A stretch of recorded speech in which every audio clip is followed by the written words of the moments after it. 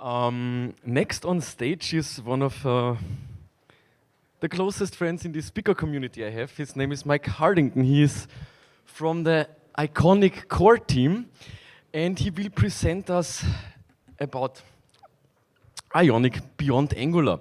So for those of you who don't know what Ionic is, maybe you used Query Mobile. Is it pronounced right? Query Mobile, yeah? Ionic is the next version of it. So please welcome on stage Mike Hartington.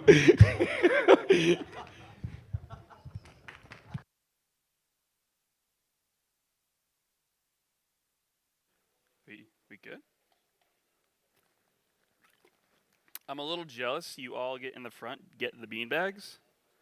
You look really comfortable, and hopefully if I do my job right,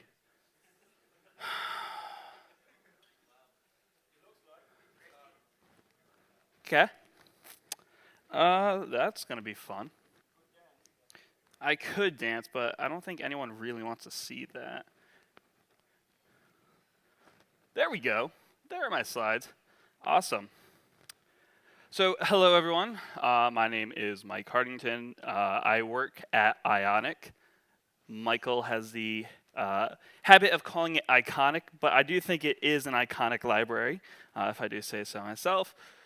I'm, I said, member of the Ionic team. I'm also an Angular GDE, so I do a lot with Angular. I do a lot with mobile. And if you do want to find me afterwards, just tweet at me, follow me, see pictures of my cats. They are statistically proven to be the most adorable cats ever, and I have the data to back that up. So, I want to talk about Ionic a little bit, but I also want to talk about more than just what Ionic is. Obviously, for those who have used it, you know it is a collection of components. Everything from list items, cards, navigation, animations, anything that you could need to build an app, we provide it. There's a huge community that we're super proud of that is all over the world. We have one here in Madrid that we spoke at earlier in the week. Just so many people are using Ionic and being successful and being able to build awesome things with it. We at Ionic have been successful with Angular. A lot of it coming from the original AngularJS days, being able to create everything that we could need and isolate it down to these reusable components. When we moved over to Angular, we were, it was the first big library, I would argue, that was building entirely with Angular itself. And Angular and Ionic really do make a great pair. There's so many great things that you can do with Angular and with Ionic itself. But I want to talk about some of the ways that we haven't provided good APIs in the past and how we've changed that and how we've improved things over the time. So obviously we cover components really well, but there were some things that we have done in the past that maybe not so well. We built our own router because, the router in Angular is really top-notch these days, but we had options and ideas that we thought were different from Angular. We even built our own CLI and build tools, and we'll talk about the build tools part later. But I would argue never build your own CLI and never build your own set of build tools unless you really like pain. So we took some time earlier in the year to basically take what we had and what we were shipping to everyone and kind of rip it out in the most ceremonious way of destroying what you have built. We've replaced all of that with the pieces that came from Angular. So the router, the CLI, and just extended Angular where we had to. So let's take a look at that. So the first one that we kind of did because it was the most important one is routing. If you've ever used routing before, it's a difficult problem to solve and to do right. And the option that we had, while I think it was simpler, it definitely didn't match the capabilities that the Angular router did. What does it look like? So when we wanted to have a route or declare something as a route, we would have this page module that you could call and say for child and pass in the component. So this is your page module. It's already split out. It's already declared as its own module, so it can be lazy loaded. In the component itself, we just created this custom decorator. Maybe this idea will come back with Ivy, but for what we had, we just had our own custom decorator to just say, here is the path, here is any default history that users could load, and this worked out really well. Actually. So what we could do was render this component now anywhere. It doesn't need to know the higher level structure of your app. That's really awesome, but it's also really bad.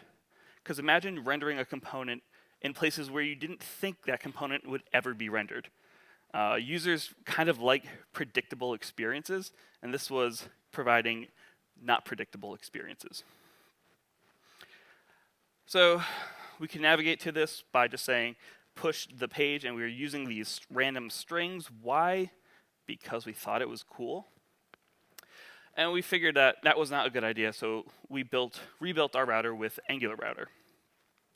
Now, I don't have to show off what Angular router does, but note that the router and the logic for all of this is all using standard Angular APIs. We are importing things using dynamic imports. But what's different is that in the actual router itself, we are using Ion router outlet instead of the Angular one. This gives you animations, gesture support for doing things like swipe to go back, kind of for free. And what we have here is a really good example of what we call a linear navigation style, meaning there's only going to be one place where you could navigate in that entire app. In more complex examples, you could do things called stack navigation. Essentially, in this tabs demo, we are having multiple places that we could render out routes in different navigation contexts. Now, when you navigate inside of these tabs and you switch between them, we can store that routing information, and you can have this deeply nested route.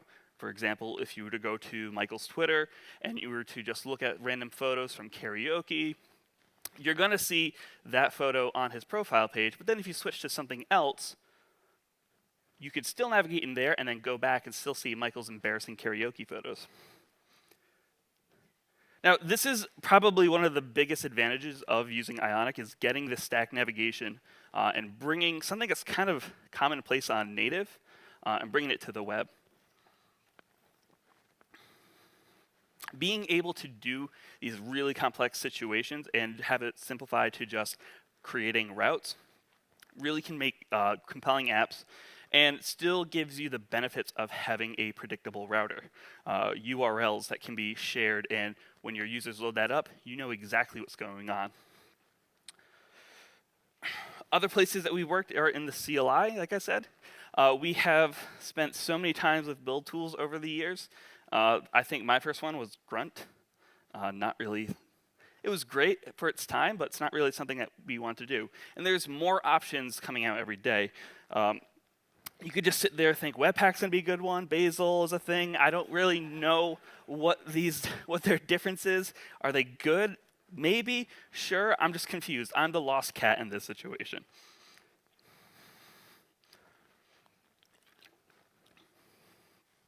But it's good to know that build tools actually have gotten really good.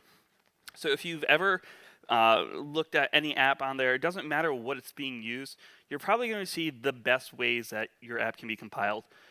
If you're using Angular, chances are we're using Webpack, but if the Angular team switches to Rollup, they're all going to be pretty much the same, so really don't worry about it.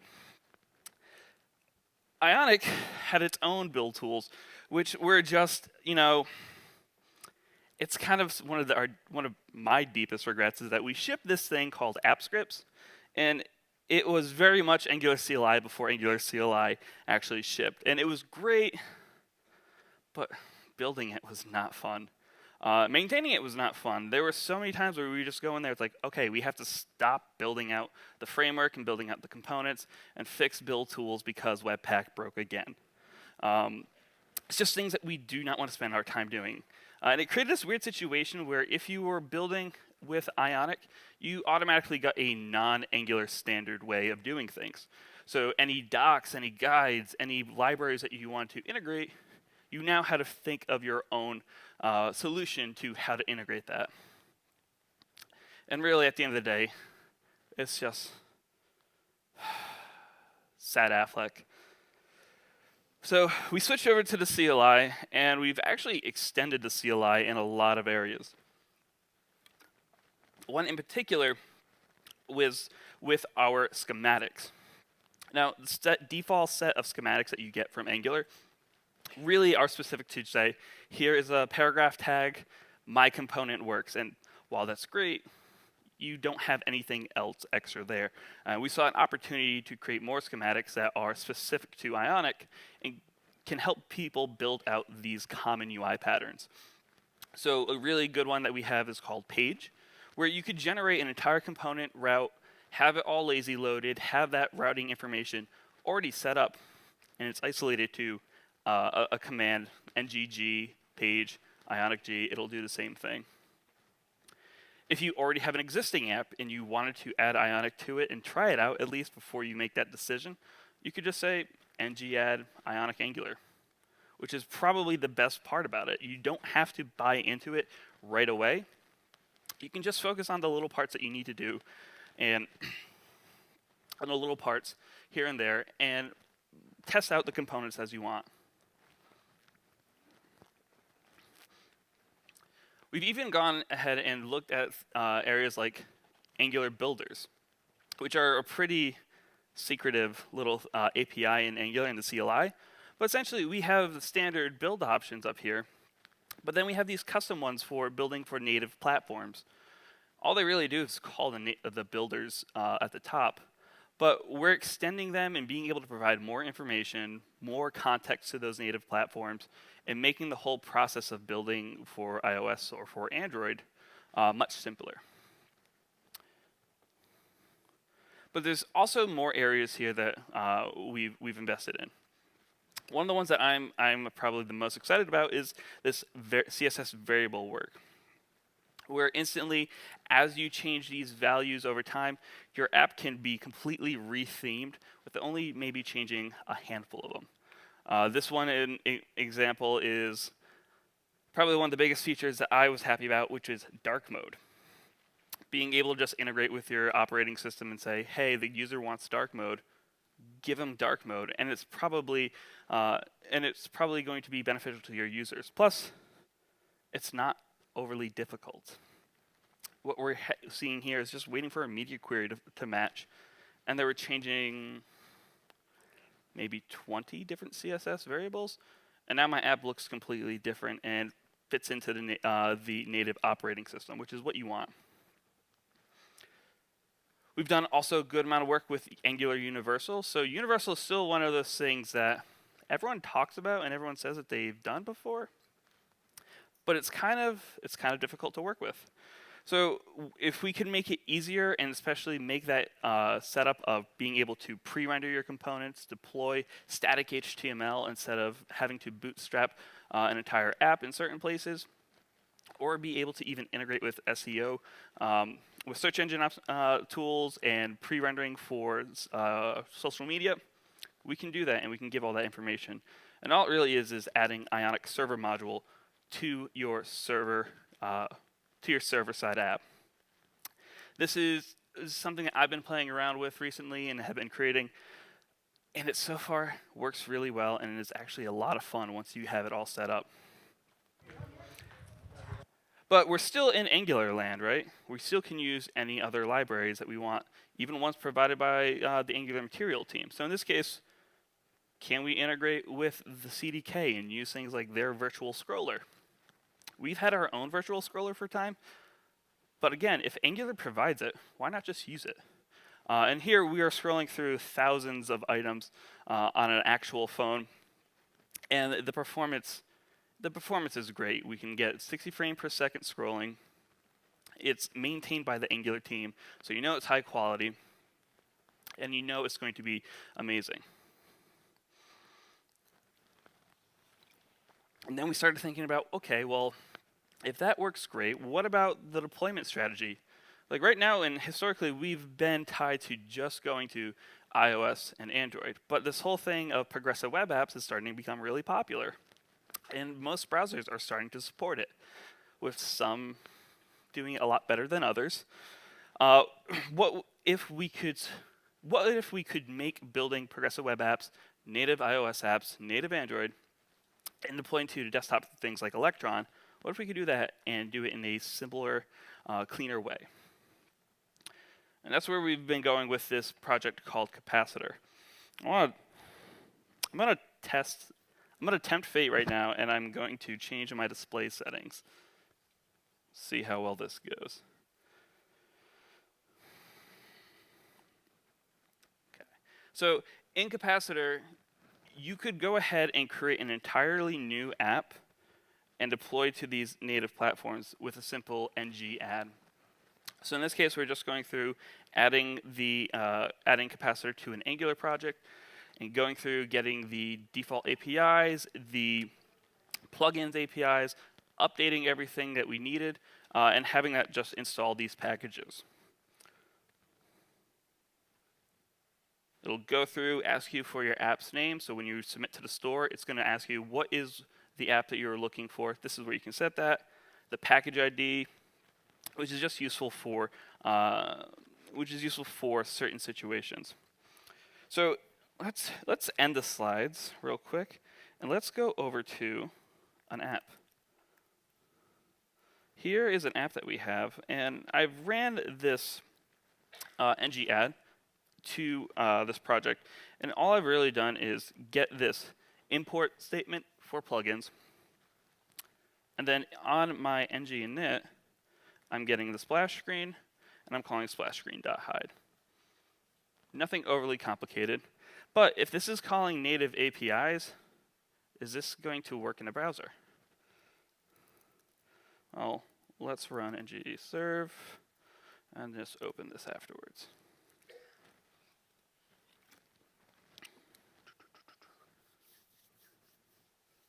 This is the part where I just sit around. Hopefully the build system works really fast and my computer isn't going to go slow. And I'm really jealous of these beanbag chairs. I want one so bad. Cool. So our app works as expected, right?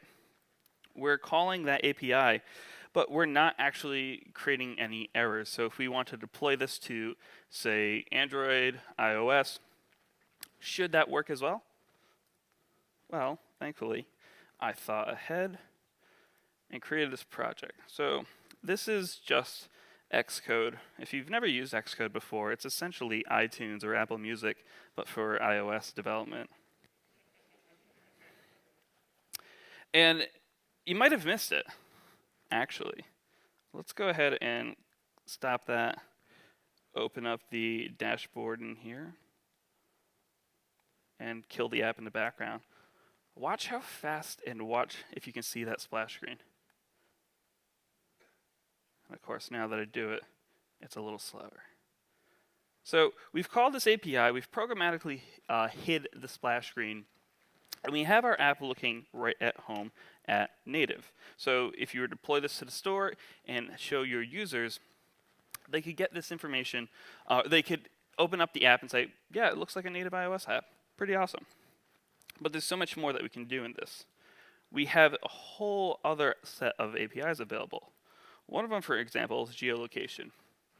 Now, we could use geolocation and actually print out all this information to the users. Maybe we're making something with maps. I heard there was a maps talk earlier. You could integrate with the native geolocation service and get really fine-grained controls over here.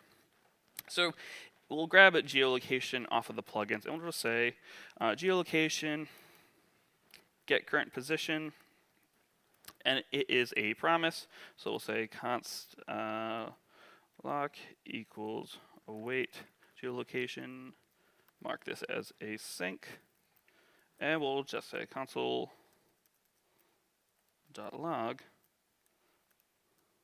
lock. And what is that going to give us? Well, it's going to give us this really awesome, really simple setup of the coordinates and the timestamp. So maybe if you are doing some kind of time-based situation or tracking, you can track the location, get an up-to-date record, and keep those in order. So in this case, we're just going to log out the location and log out the coordinates.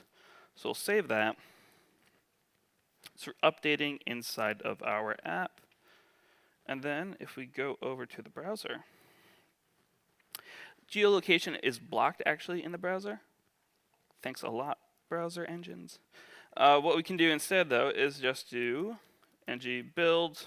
We're not going to do a production build because that will take too long.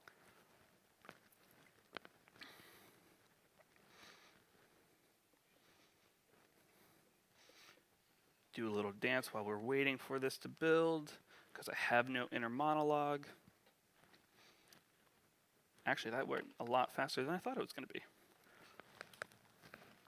So the tooling here actually stays the exact same. You're still using Angular CLI to build your app. So you get all the performance benefits of any updates that they have. When we need to copy it over to the iOS project, we can just say ngx npx cap sync iOS. And that's just going to copy all these assets over from our web project, where it could be in a mono repo or something, and then move that over to the native project. So let's take a look at the project now.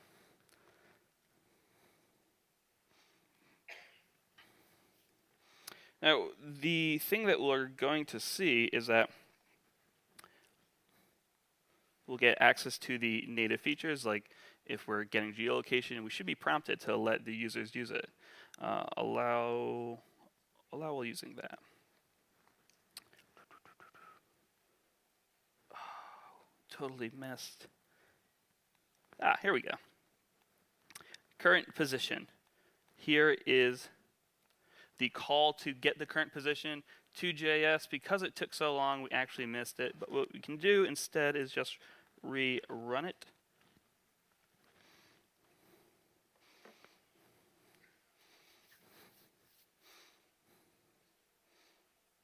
Here we go.